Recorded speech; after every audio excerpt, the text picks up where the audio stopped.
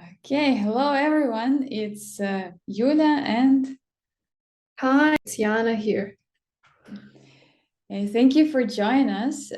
We've decided to shed a little bit of light on the topic of the Ukrainian programmers market, how it's doing because of the war, how it's changed, what is appealing about that, and what are the concerns that you should take into account. And today you're going to be with me. My name is Yuliia Pieskova. I am a CEO of Alpha Affinity. And what is the most important, I've been hiring to my teams in Ukraine and in Europe for like 10 years already. And here's my very good friend and uh, very high profile recruiter who is for me setting the standard for recruitment, and the person who's hiring maybe hundreds of times more than me and currently represented Lobby X company. Yana, did I miss anything? No, that's very correct. Thank you so much, Julia. I'm very pleased to be here and share some of my experience about recruiting. So I've been in recruitment for over 5 years now, and it's been very diverse for me because it started with the tech market and then dived into just C-level and executive search in various industries.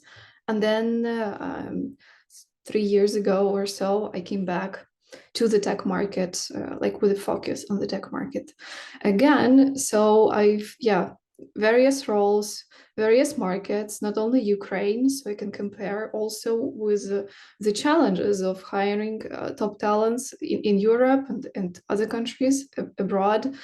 And why I think hiring in Ukraine is something you should do, or at least should consider doing now.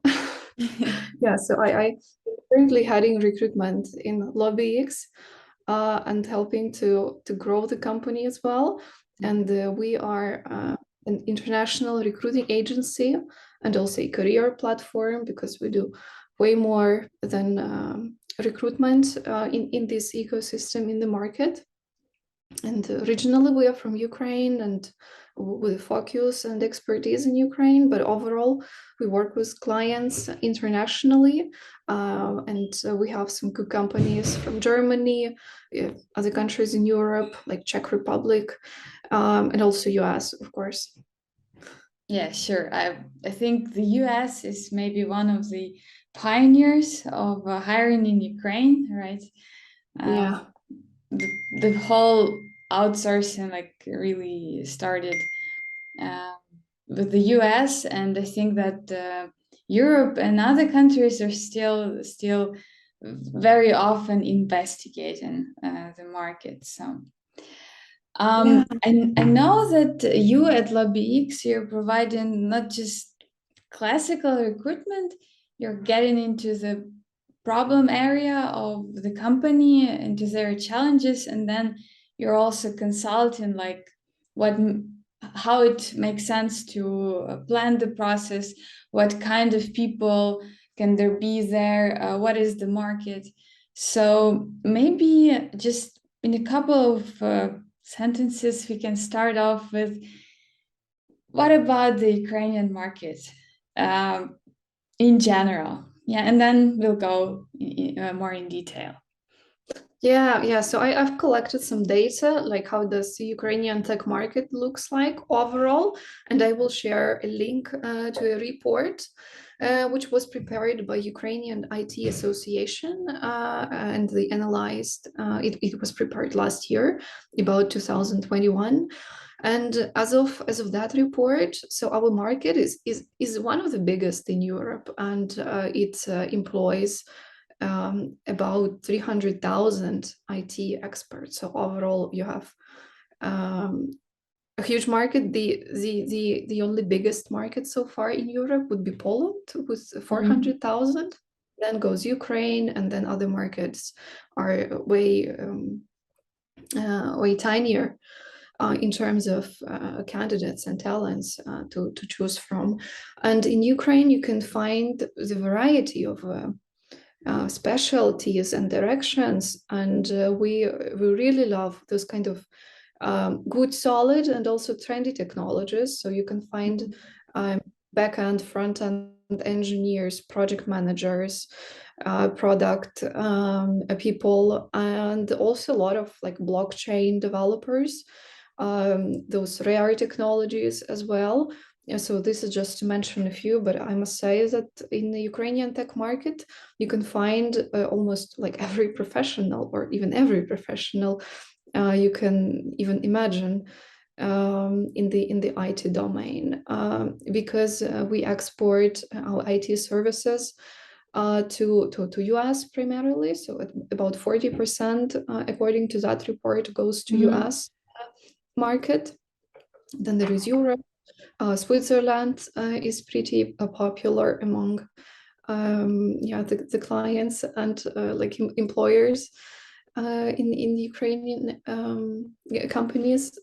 So yeah, like a lot of fintech expertise is there, a lot of enterprise and a lot of startup. So like if I can describe Ukrainian tech market in a couple of words, so this would be like really large market. This would be a really diverse market and really passionate talents. So you can find here people who are really motivated about their work and about what they do. And this is something that usually is pretty rare in the well-developed countries. So if I can name, if I can say that this would be an advantage to hire in Ukraine, because engineers and tech talents here are really so passionate to grow and to develop and to contribute to the work and to your like product and projects, because this is something they care a lot about. And even under the circumstances of a full-scale war, there was some data and like analytics on the like delivery rates and so on, and a lot of like CEOs and clients who were working with Ukraine previously, they confirmed that talents who stayed in Ukraine and kept working, they delivered at the same level or not significantly lower, like being under such stressful conditions. And so you can depend on, you can rely on Ukrainian talent, and be sure that your project is in safe hands. Yeah, I agree. We really have it validated with time, because I would say that on Friday after lunch, you can easier find a Ukrainian developer coding under the alarm than someone in the European market. So you really have you really have that closer to the US working culture when you are used to work a lot. Yeah, probably because we started with the US, and we also have this crazy environment where you have to work a lot, and very often your work is your life. But on the other hand, it's also this reliability where you're really committed. You mentioned, yeah, as we started talking about the changes with the war, I remember my last experience with hiring, and actually, I should say that salaries of Ukrainian developers, and my experience, it was seniors and middle developers, they were often not lower than the ones in Europe. Of course, if you compare it to the Silicon Valley, it's going to be a totally different story. But if I talk like even Germany or some other Central Europe countries, it was very often more or less the same. What has changed now? Yeah, so I've been observing some of the trends in the tech market, like obviously, and experiencing that from interviews with the candidates I was holding.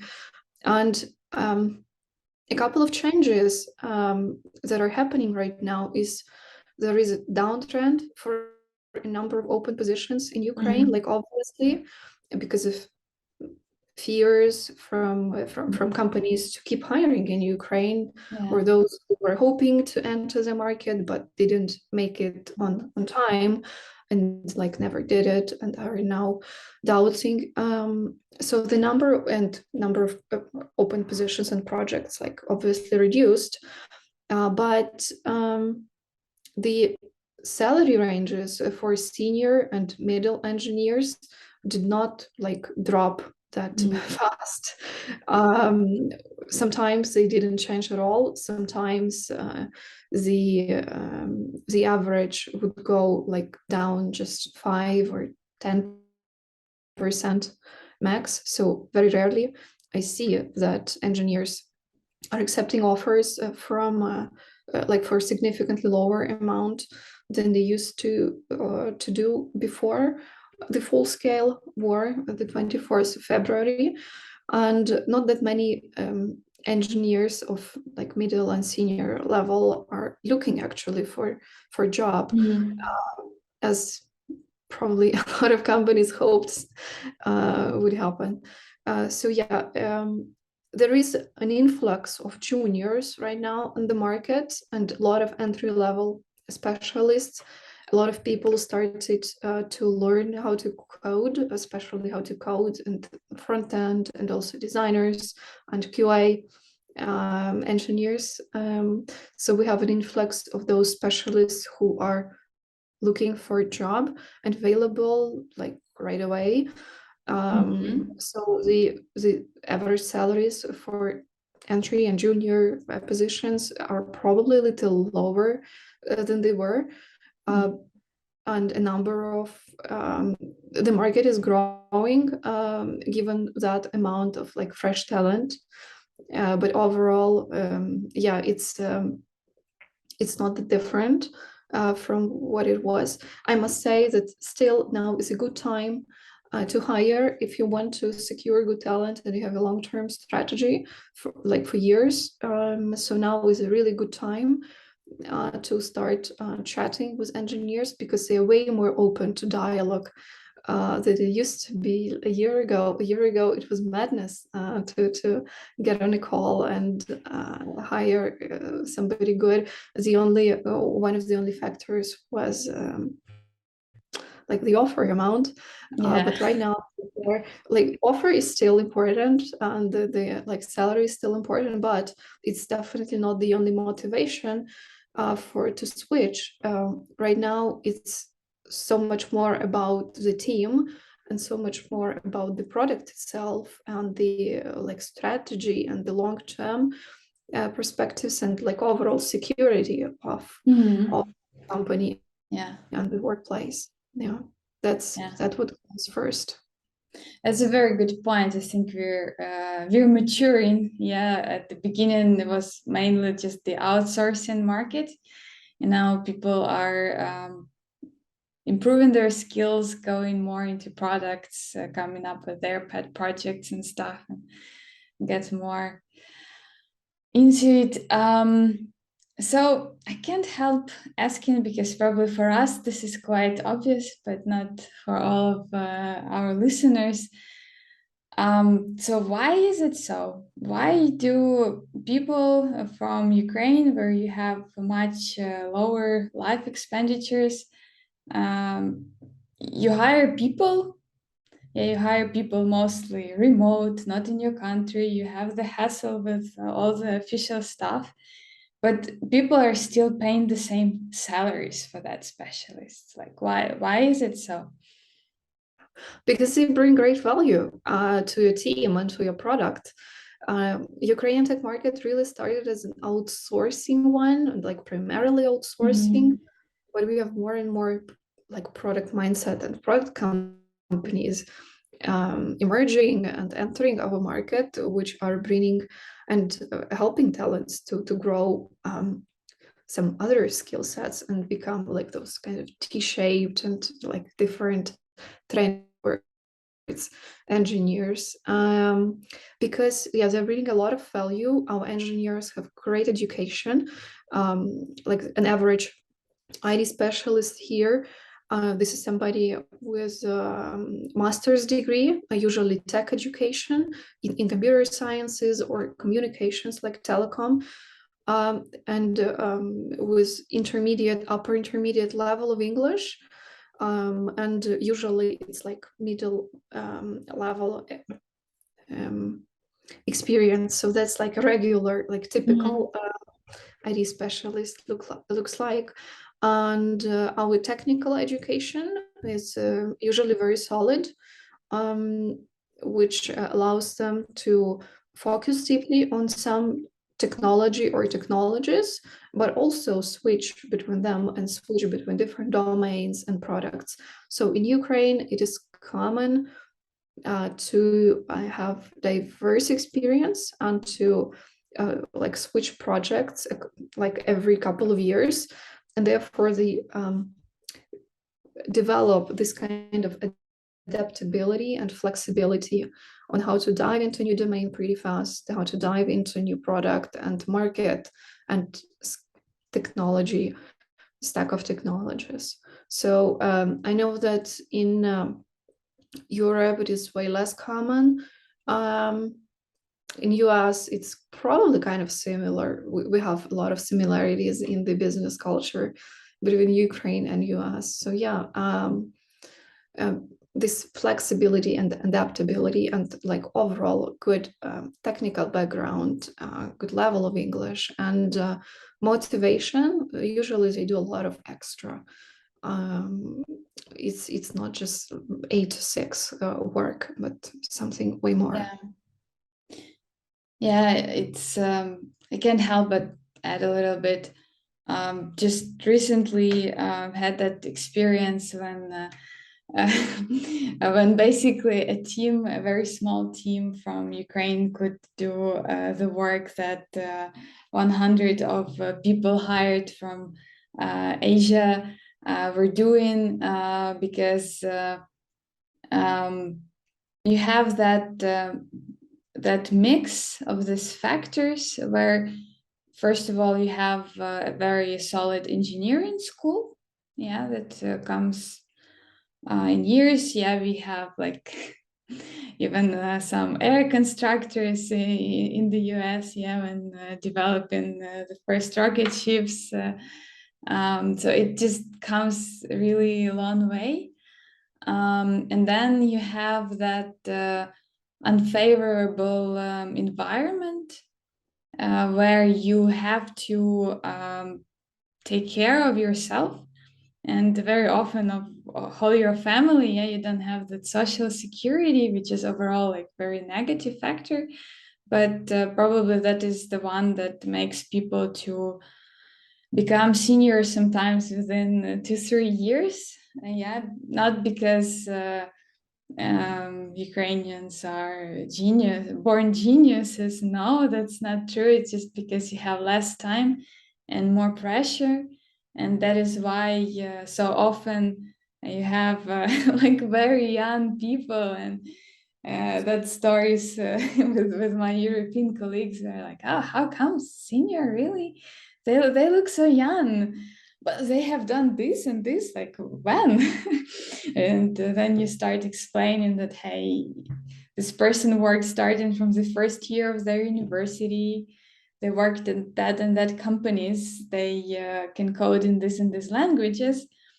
And that's why they can architect for you now. And that's quite, sometimes it's difficult to explain all that context. And probably that is why the US was earlier, because in a lot of regards that's the same competitive hot environment, especially if you're immigrant and you're really starting from scratch. Yeah, that is such a great point.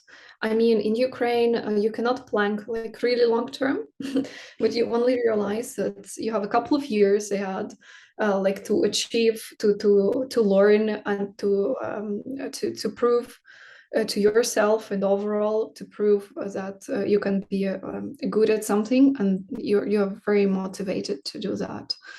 There is such a like short period of like life planning or like business planning, because things change like so often, and the hacks are pretty hectic here, that like you do it like right away. And therefore it is also about hiring. So you can hire a good team here relatively fast. There is no like 3 months notice period. Usually the notice period here is up to 1 month. Sometimes it's just 2 weeks. So which is really great. And people can like jump on calls within the same week, sometime within a couple of days. They can easily do it or like before work or after work, like in the evening. That is not an issue at all. They're used to working with the US time zone. And yeah, this is something that just would take like as normal, as usual lifestyle. I think it's time for us to move to the drawbacks and to the concerns, right? Because we also have our challenges as all people. So what challenges do you see about hiring a Ukrainian to your team, especially Well, now? yeah. Yeah, as you said, like salaries are almost the same or usually the same when it comes to European tech market. So it can be one of the drawback if you hoped to hire great engineers like with 2 times less. So it won't happen. So don't not something you should expect to happen. It can be true for some like junior or entry level specialists, because you can hire people starting from like $500, $700 per month, for like QA definitely, and even for some coding positions. Uh, so yeah, there is this is probably different when it comes to even hiring juniors in Europe. I'd like to add here, yeah, that you can hire very cheap juniors, and sometimes, as we have lots of switchers, you can hire people who already have really nice soft skills, nice communication habits, who can be good organizers because they worked in some different sphere, but they're starting in IT. And again, thanks to the strong engineering education, you invest into that people, but you then yeah, you have a very nice return on that investment. So I interrupted you. So we had the first point, salaries. Yeah, if you wanted to save, then most probably not going to happen, at least at the beginning. Yeah, before you see that return on the investment. What else? What else is the challenge? Yeah. So another thing that might be challenging is like Ukrainian talents are looking for ways to be competitive on the market, I would say. So if there is some kind of a project that is not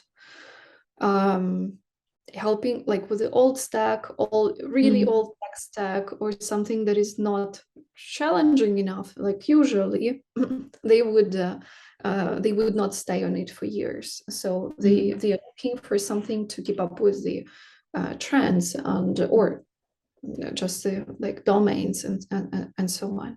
So you have to think about that when you are exploring hiring opportunities in Ukraine. So yeah, like stability is in this topic. Like they will not keep working like for 5 or 10 years in one company usually, unless there is some kind of variety here.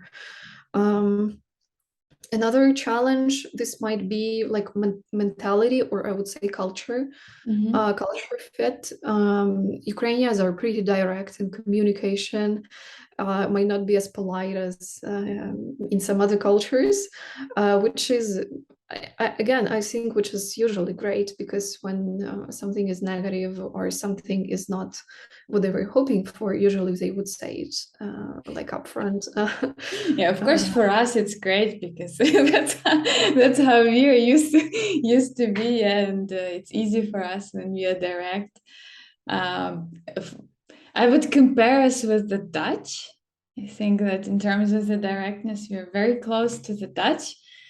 But yeah, lots of stories where where you're considered rude, especially when people do not bump their English, and instead of could you say just are you doing it? Yeah, and then the manager comes, or you have some problems with the attitude. Yeah, that's some alignment is still needed, right? It's a different culture with some regards, yeah, we're still part of Europe, so it's not like you're gonna have lots of surprises. I think the Spanish and the Swedish also need to align, but that is definitely something to take into account. And maybe you know what I would extend on that. All the bureaucracy stuff. I mean, for example, the attitude to the contract. I mean, like if you're European, you have a very, very well working bureaucratic system with a process of how it works. In Ukraine, we're still paving our way there.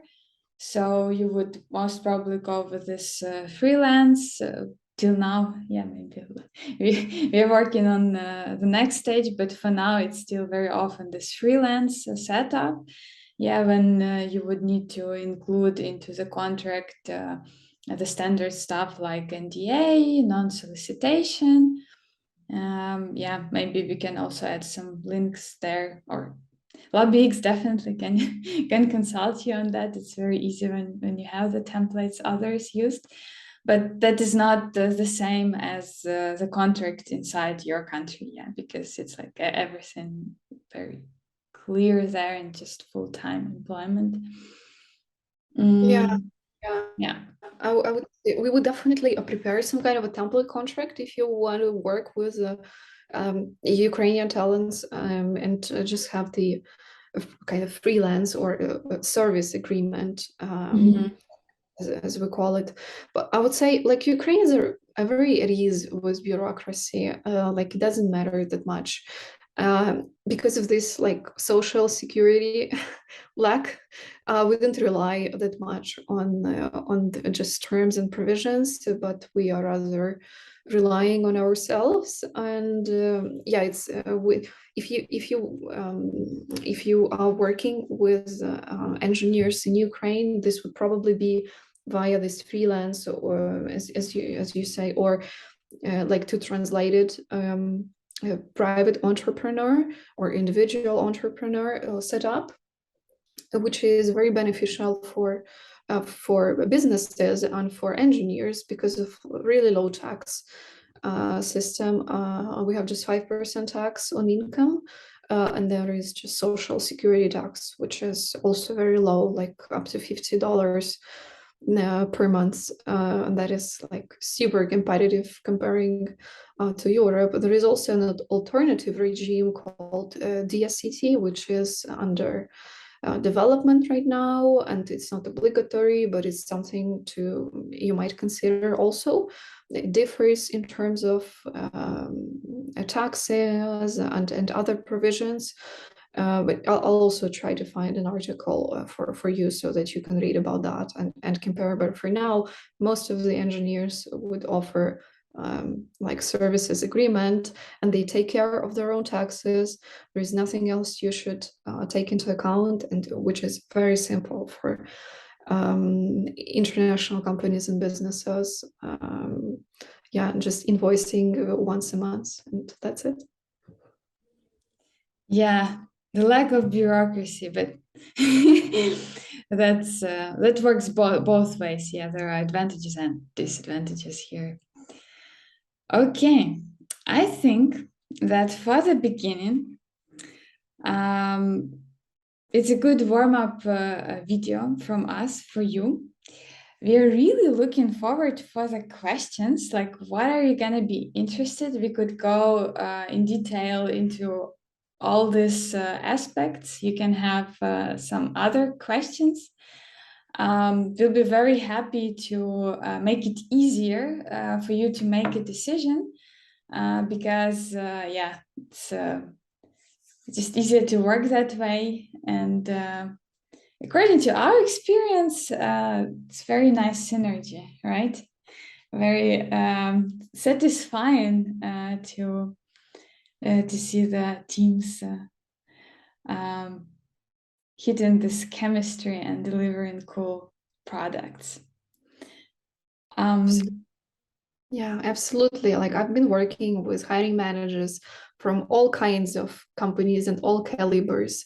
I've been working with a regional iOS architect who's currently has his team in Ukraine developing a new product with other like former Apple executives, and they are so passionate about the Ukrainian market and are just growing their teams here. So that's great. If you're interested about some specific fields, I'll leave my contacts and you can text me and find out if there are such engineers and how much they would cost to hire, like drop me a note. Thank you, Yana. It's been a real pleasure talking to you as always. Yeah, then let's see. Look forward to your questions. Thank you so Yeah, much. yeah, exactly.